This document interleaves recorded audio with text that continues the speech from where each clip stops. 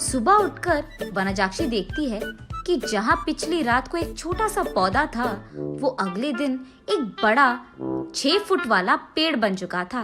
और इतना ही नहीं, उनपे बैंगन भी इतने भरे भरे और 4 गुना बड़े भी उग गए थे। ये देख वनजाक्षी अपनी आंखों का खुद यकीन नहीं कर पा रही थी। पेड़ के पास आकर उसे जांचने लगती है। ये कैसे हुआ? कि मुमकिन कैसे है? कल तक तो ये पौधा था, आज पेड़ कैसे बन गया? वो ऐसे सोच में पड़ गई थी कि इतने में उसकी बेटी वसुंधरा वहां आकर उस पेड़ को देख ऐसे ही चौंक जाती है। कुछ देर बाद वो हार मानकर कुछ बैंगन को लेकर उनका भरता बनाती है। बस वो भरता स्वादिष्ट था। उस स्वाद पे फिदा होकर माँ बेटी दोनों बचे कुछ बैंगनों को उनके आजू बाजू पड़ोसी लोगों में बांट देते हैं। अगले दिन उस बैंगन के स्वाद पे फिदा होकर बार बार वनजाक्षी के घर आकर उनसे बैंगन पूछते हैं। और इतना ही नहीं, जितने बैंगन को कल वो पेड़ से तोड़े थे, उतने ही बैंगन अगले दिन वापस उग गए थे। ये देख माँ बेटी दोनों आश्चर्यचकित हो जाते हैं। तब दोनों फैसला करते हैं कि इन बैंगनों को मुफ्त में नहीं देना है।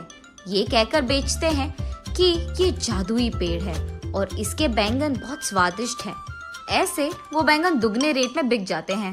कुछ ही दिनों में इन स्वादिष्ट बैंगनों के बारे में और वो बड़ा सा बैंगन के पेड़ के बारे में इधर उधर बात फैलकर आजू बाजू पड़ोसी शहर तक पहुंच जाता है। इसलिए हर रोज सुबह शुरू होते ही पेड़ में भर के बैंगन उगते थे और उनके लिए लोगों की लाइन लग जाती थी सुबह सुबह, और वो भी वनजाक्षी के घर के बाहर। वनजाक्षी का पैसों का डिब्बा हर रोज पैसों से भर जाता था और ये बहुत साधारण सी चीज होती थी। कुछ ही दिनों में वनजाक्षी का नाम बैंगन से जुड़ गया और सब उसे बैंगन बेचने वाली वनजाक्षी करके बुलाने लग गए।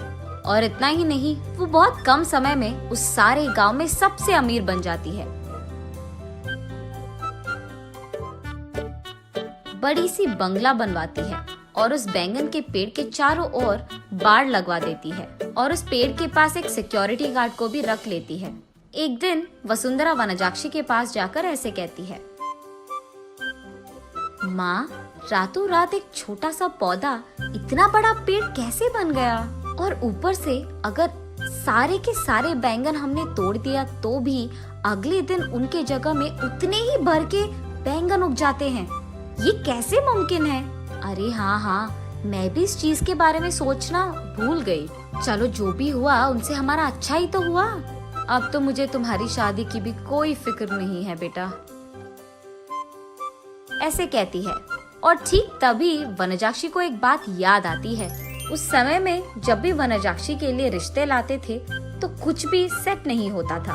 अगर वसुंधरा को लड़का पसंद आ गया तो लड़के वालों को इनका दहेज नहीं पसंद आता था, और अगर लड़के ने वसुंधरा को पसंद कर लिया तो वसुंधरा को वो लड़का पसंद नहीं आता था। ऐसे बहुत सारे रिश्ते देख देख कर वनजाक्षी थक कर ये सोचने लगती है कि शायद उसकी बेटी के कुंडली में कोई दोष है, इसीलिए वो बहुत सारे पूजा पाठ करवाती रहती थी। ऐसे ही एक दिन वो मंदिर में पूजा करवा के घर लौटती रहती है।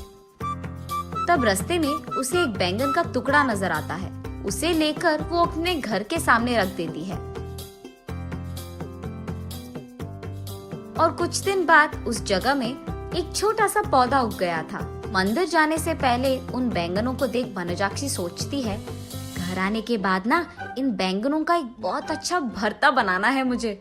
यही सोचते हुए वो मंदिर चलती रहती है। रास्ते में वो ऐसे सोचती है, अगर कोई वो बैंगन को लेके गया तो वो फैसला करती है कि जल्दी जल्दी वो मंदिर जाकर भगवान की प्रार्थना करके बाहर आ जाएगी। वापस आते वक्त उसे रास्ते में एक साधु नजर आते हैं। उनके पास जाकर वो ऐसे पूछती है, स्वामी, मैं मेरी बेटी की शादी करवाने के लिए बहुत कोशिश कर रही हूँ, लेकिन नहीं हो रहा है। कृपा करके इसका कोई हल निकाल दीजिए। ठीक है, उस जगह पे बैठकर अपनी पूरी मन से प्रार्थना करो, ऐसे कहते हैं साधु। तब वनजाक्षी उस साधु के सामने बैठकर इसी डर में पड़ी रहती है कि कहीं कोई उस बैंगन को चुरा ना ले। हे भगवान, मेरे घर जाने तक उन बैंगनों को संभाल के रखना, किसी को उसे चुराना नहीं है। इसका प्रार्थना करके वो उठकर साधु के पास जाकर आशीर्वाद दीजिए स्वामी, ऐसे कहती है। तब साधु कहते हैं, जो प्रार्थना तुमने अपने मन से, पूरे मन से किया है, तुम्हें वो हासिल होगा, और वो भी दुगने में।